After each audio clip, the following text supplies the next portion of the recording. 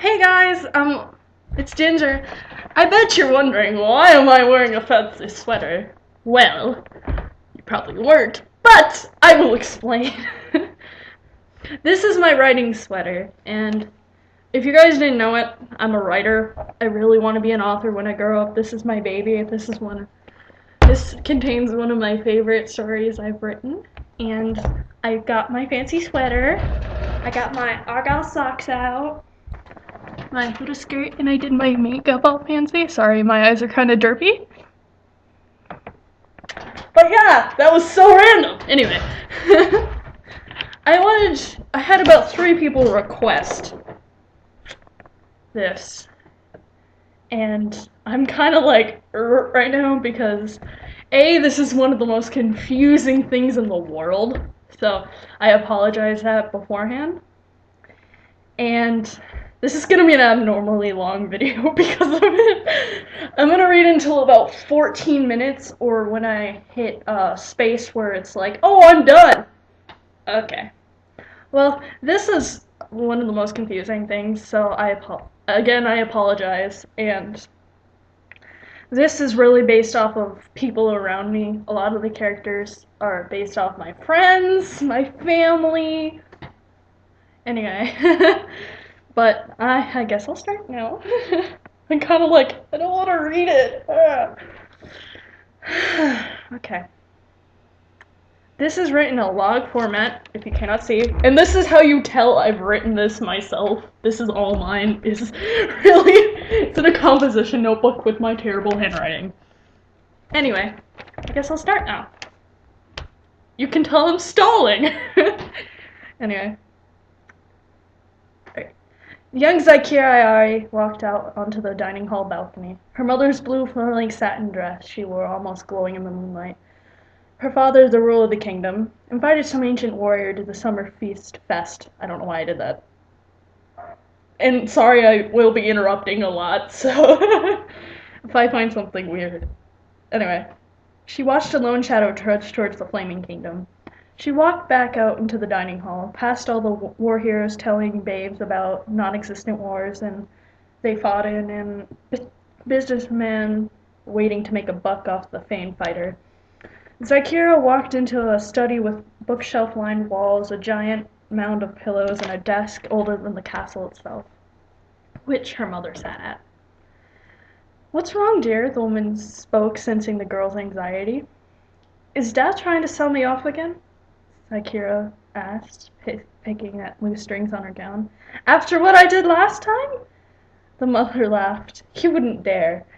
I'm sorry I'm doing like a British accent. They're not really supposed to be British. Zai is based off me. So technically I should use my voice, but I feel like I should make her British for some reason. I'm sorry if this is a really bad British accent, so I just feel fancy. Sorry. The child turned to her mother's I'm sorry. I'm sorry, I apologize so much. The child tuned out her mother's jubilant words and sat down on a cushion near the desk. After about an hour, the torturous gossiped, the two gracefully glided out into the dining hall. Miraculously, they walked in as the long-awaited traveler did. He was tall, limber, and scarred from the battles of war. Father went over and shook the man's hand and dove into pleasant small talk with the ancient warrior.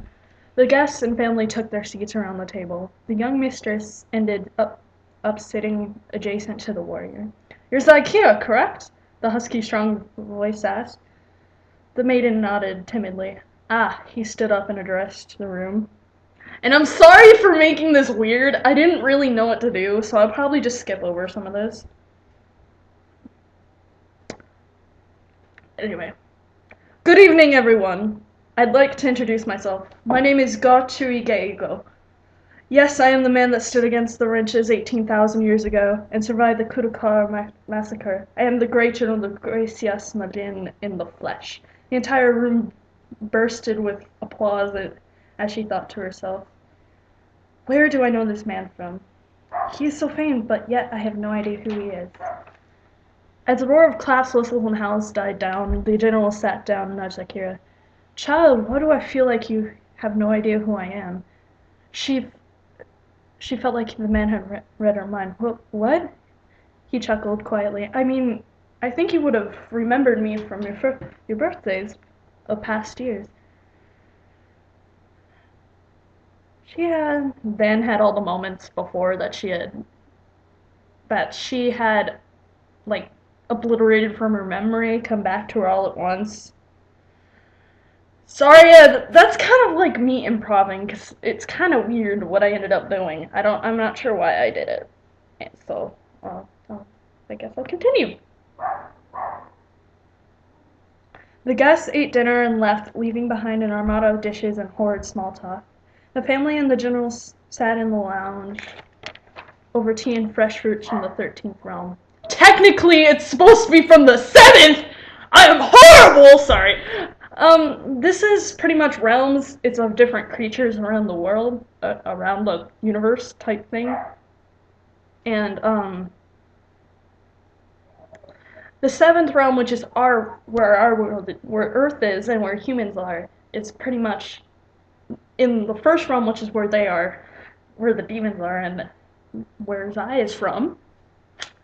The stuff from the 7th realm is supposed to be uber expensive and only for rich people, because you're bringing it from somewhere else that's far away, pretty much. I just want to explain that. Are you packed yet, Zai? The 15-year-old dropped the tea glass on the table. What? Her mother swiftly got up and pulled Zakira out of the room. I didn't have the heart to say this to you. You're going with this man to be evaluated for 1129 in GM. Honey, I'm sorry. I kind of went... I need to go get my dog, but I don't want to start over. So... The girl pushed her mother away and stomped into her room. She pulled her eldest brother's traveling bag out of an old walk-in closet that was boarded up years prior to when she had found it. She packed warm clothes and there was a knock at the door. Go away! She yelled. Zakira! She heard Garth put his arm against the wall. Will you let me in? She flipped the lock and went back to packing. You shouldn't bring a lot of clothing. She folded the sweater up and tucked it in the duffel. And why not? He came over and eyed the neatly folded contents of her bag.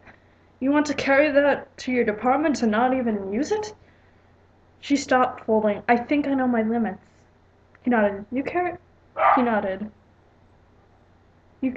I carry 2 single-wheeled family crest blades on my hips, she said, pulling the sword and sheath off the wall.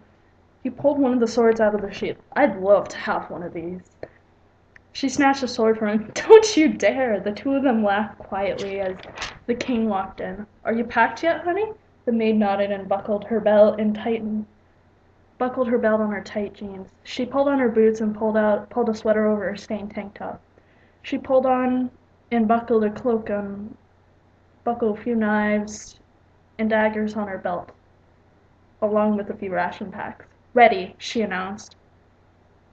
She walked down and said her farewells to her mother. Goodbye, my dear, stay safe. She put a hand on her daughter's forehead, which was a common farewell to them.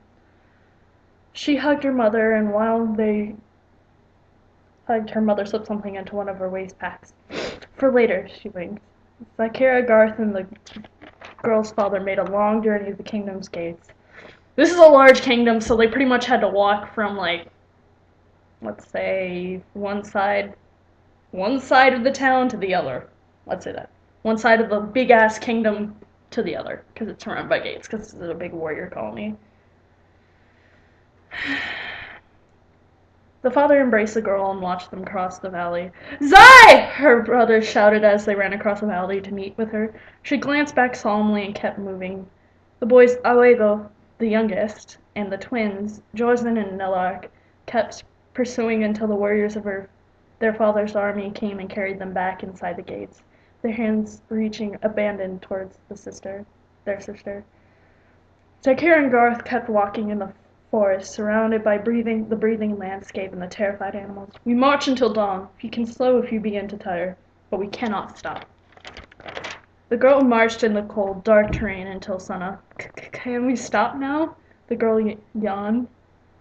Garth nodded. This snook will work. The two threw their packs down for pillows. Zakira collapsed and curled up under her cloak. "I'll wake you at noon," Garth yawned as he rolled into his bag. Zakira fell asleep as the landscape surrounding her awakened. So that's the first part. Oh, hold on, let me check and see. Oh, it's like 4 pages. 5. Yeah, this is way too long to read. So if you liked that, I suggest you comment below and tell me how amazing you thought or what you thought of it. And request more, because there's a lot more in this book. Because if you see, this is... let me find it.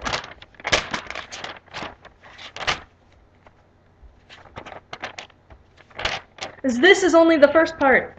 This is only the first part. There's like so much more.